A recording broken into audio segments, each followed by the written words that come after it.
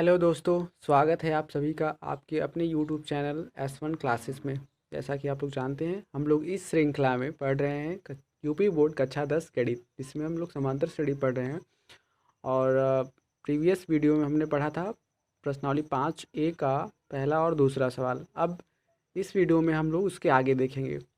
अब देखते हैं तीसरा सवाल। इसमें कहा है कि दी हुई समांतर श्रेणी के प्रथम 4 पद लिखिए, जबकि प्रथम पद ए और सार्वंतर डी है।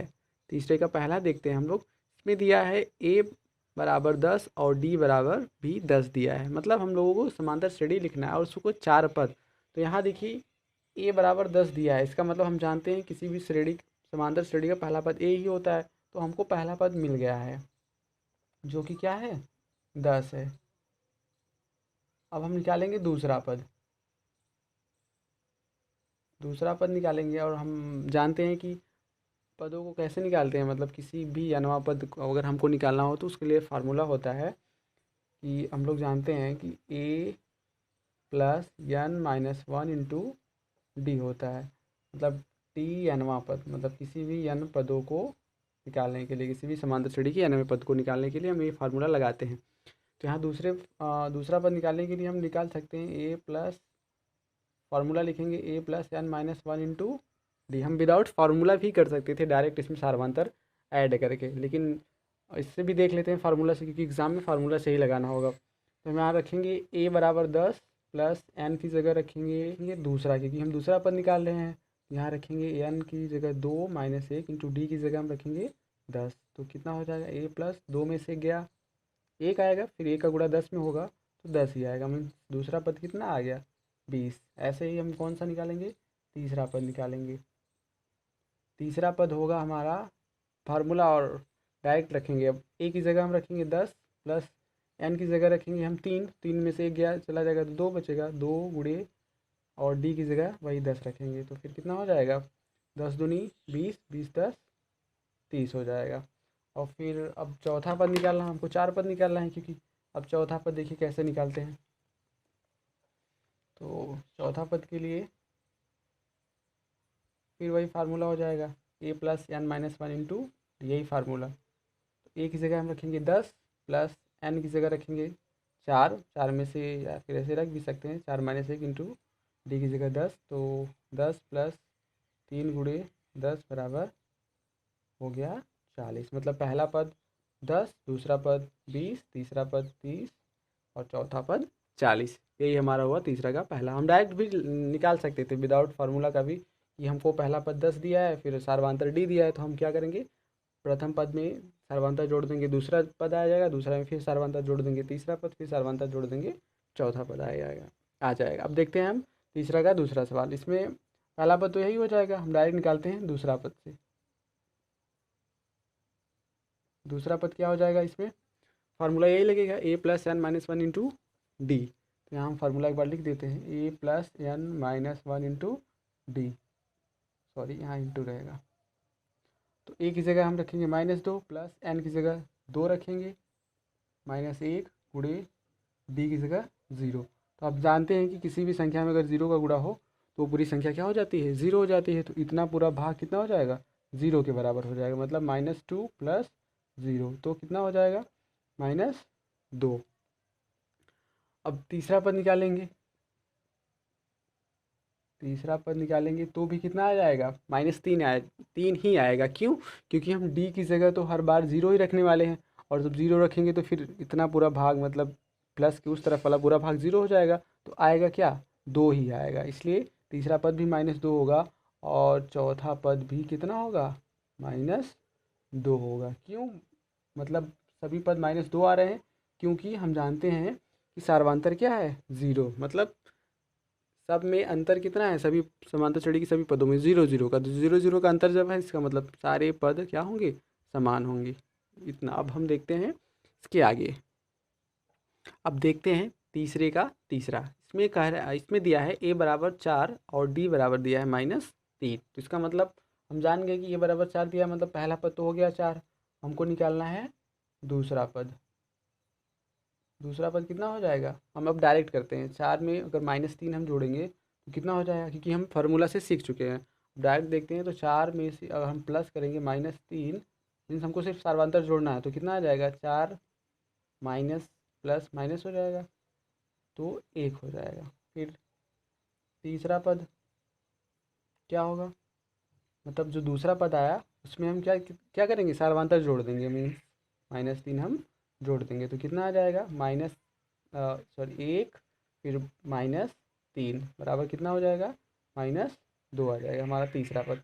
तो चौथा पद कितना आएगा, चौथा पद होगा, तीसरा पद आया -2, इसमें हम फिर क्या करेंगे सार्वंतर जोड़ देंगे, -3 हम जोड़ देंगे तो फिर कितना आ जाएगा -2 -3 बराबर -5। ये रहा हमारा पहला पद, इसको हम A1 भी बोल सकते हैं। फिर दूसरा पद, ये रहा तीसरा पद और ये रहा चौथा पद। अब हम देखते हैं चौथा, इसमें दिया है a बराबर -1.25 और d बराबर दिया है -0.25। तो पहला पद जैसा कि हम जानते हैं हो गया, a बराबर -1.25। अब हम दूसरा पद निकालेंगे, दूसरा पद हो जाएगा, हम डायरेक्ट कर रहे हैं, पहले पद में सार्वंतर को जोड़ दे रहे हैं, -1.25 प्लस -0.25 जोड़ेंगे, -1.25, यहाँ माइनस का गुणा प्लस में करेंगे तो माइनस हो जाएगा 0.25। दशमलव का जोड़ तो आपको आता ही होगा, अब ऐड कर लेंगे कितना हो जाएगा -1.50 मीन्स 1.5। अब हम निकालेंगे तीसरा पद, तीसरा पद हो जाएगा हमारा, हम दूसरे पद में सार्वंतर को जोड़ देंगे। दूसरा पद हमारा -1.50 और सार्वंतर कितना है 0.25। फिर हम क्या करेंगे, इसको ऐड कर देंगे तो आ जाएगा -1.75। चौथा पद निकालेंगे अब, तो हो जाएगा तीसरे पद में हम सार्वंतर जोड़ेंगे। अब -1.75 में हम क्या करेंगे, यहाँ हमने माइनस डायरेक्ट कर दिया क्योंकि वो आप लोग जान रहे हो कि माइनस होगा ही, और यहाँ हो जाएगा 0.25 माइनस का, तो यहाँ हो जाएगा -1.75 -0.25। यही एक लाइन मैंने यहाँ शॉर्ट की थी, तो हो जाएगा, इसको हम ऐड कर देंगे तो -2.00 हो जाएगा। मीन्स पहला पद यहाँ, दूसरा पद ये, तीसरा पद और चौथा पद। पांचवा सवाल आप लोगों के लिए होमवर्क है, आप लोग खुद से करिएगा। ए बराबर दिया है -1, सॉरी ए बराबर -1 और डी बराबर दिया है 1/2। ये आपके लिए क्या है, होमवर्क।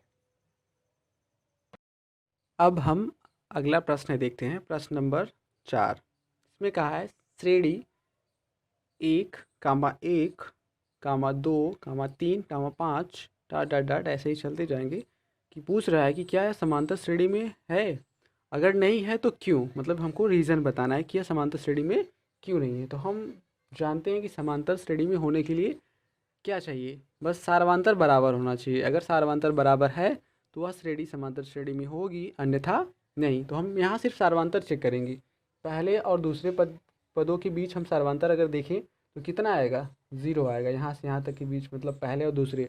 और अगर दूसरे और तीसरे पद के बीच सार्वंतर देखें तो कितना आएगा 1।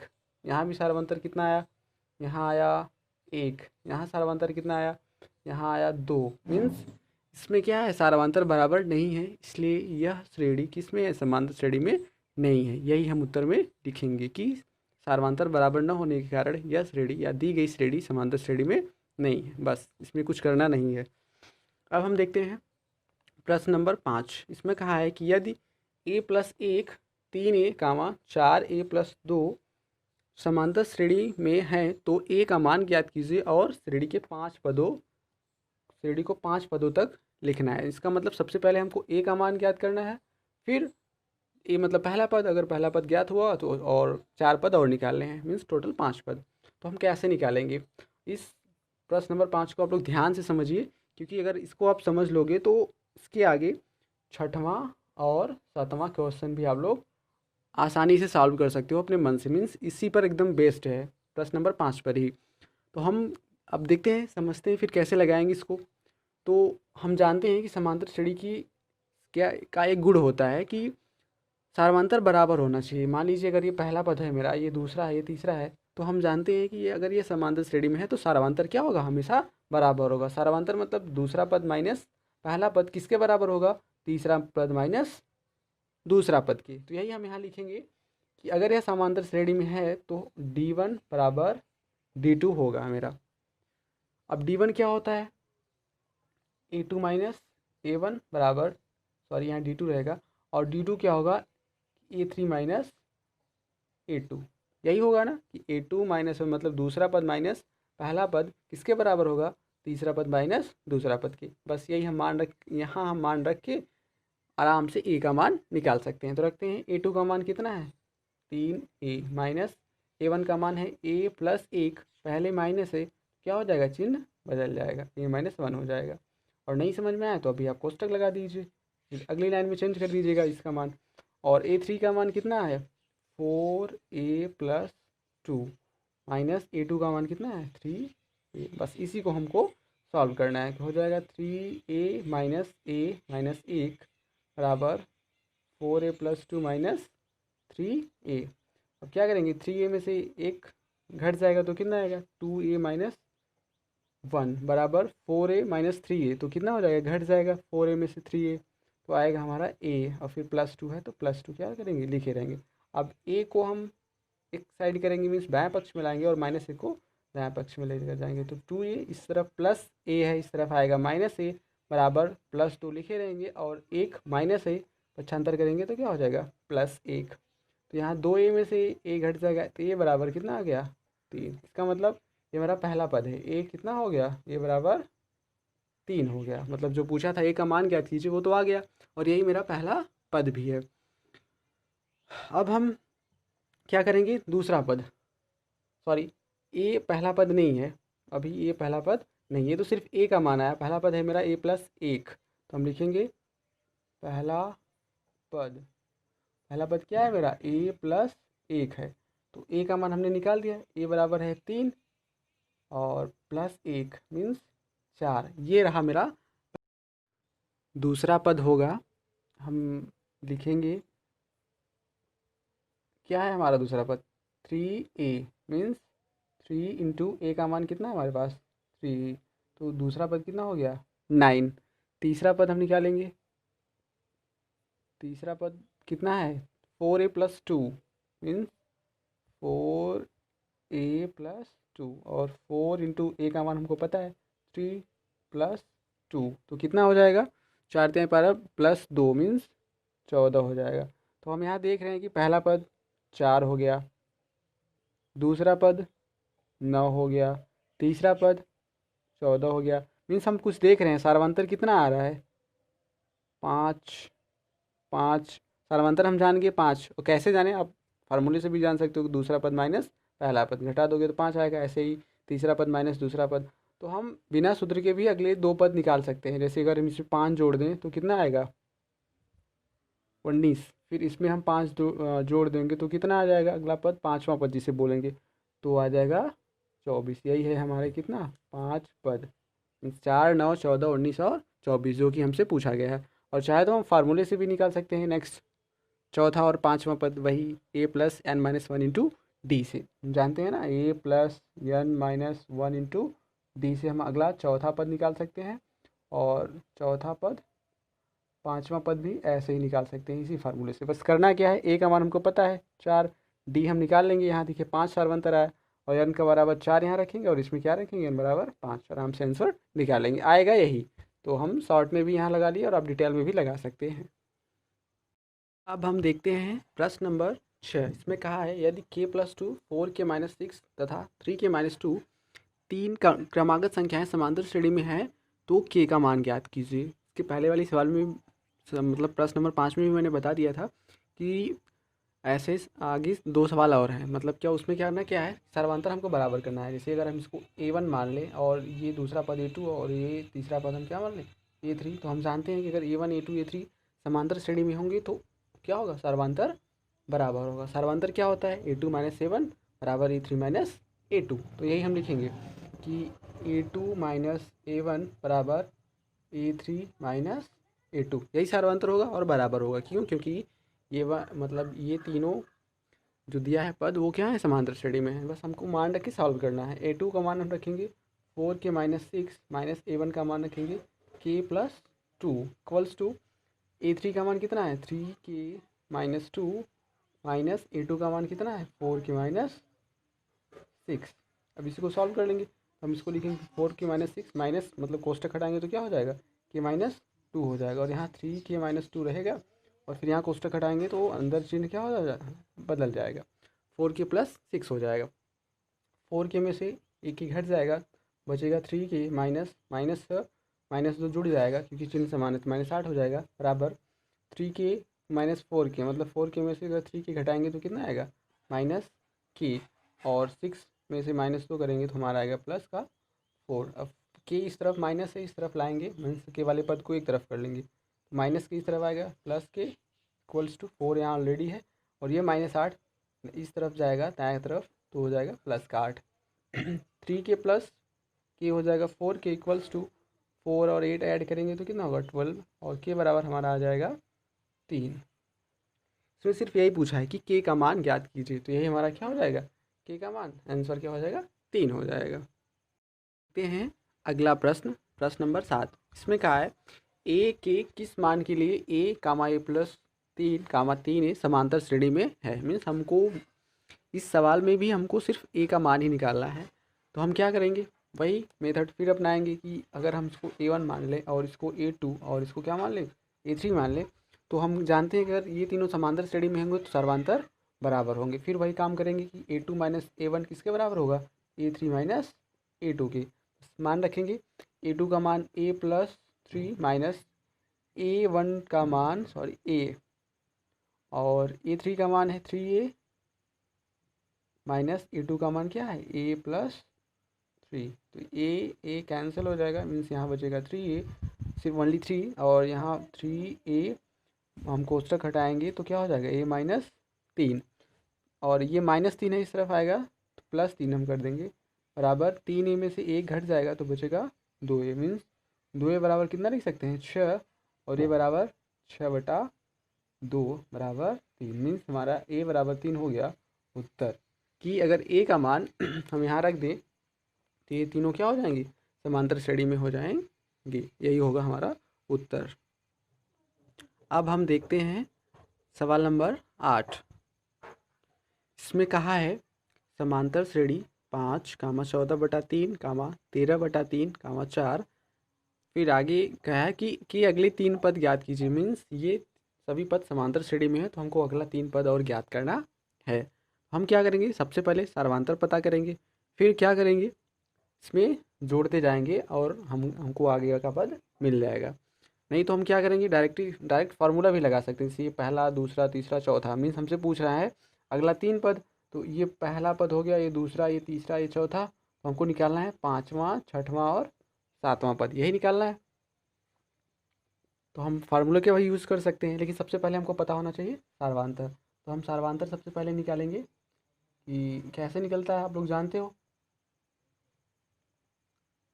सेकेंड पद माइनस फर्स्ट पद हम कर देंगे, सार्वांतर आ जाएगा। मतलब पहला कोई भी पद लें, चाहे इसमें से ये घटा दें, इसमें से ये घटा देंगे, हमको सार्वांतर आ जाएगा। तो माइनस कर रहे हैं 14/3 में से हम घटा रहे हैं 5, तो कितना आएगा सार्वांतर, 14 माइनस मतलब 13 गुणा करेंगे तो -5 तिहाई 15/3, मीन्स हमारा सार्वांतर कितना आ गया -1/3। यही हमारा ये सार्वांतर आ गया। अब हम क्या करेंगे, हमको 5वां पद ज्ञात करना है, तो 5वां पद के लिए फार्मूला क्या हो जाएगा, अब जानते हैं फार्मूला क्या होता है, A+n-1 × मीन्स जो पद हमको निकालना होगा उससे एक कम मतलब ए के स्थान पे क्या लिखेंगे हम 5 प्लस n की जगह लिखेंगे 5 -1, और d की जगह कितना लिखेंगे -1/3। आगे सॉल्व करेंगे 5, और 5 में से एक घट जाएगा तो बचेगा 4 गुणे -1/3, तो होगा 5, फिर गुणा करेंगे मतलब -1/3 का गुणा 4 में करेंगे हो जाएगा -4/3। तो इसको सॉल्व करेंगे कितना होगा 5 तिहाई 15, 15 में से 4 गया 11/3, इस हमारा 5वां पद कितना आ गया 11/3। ऐसे ही हम निकालेंगे अगला छठा पद। तो इसके लिए हम डायरेक्ट करते हैं। छठा पद के लिए क्या हो जाएगा, ए प्लस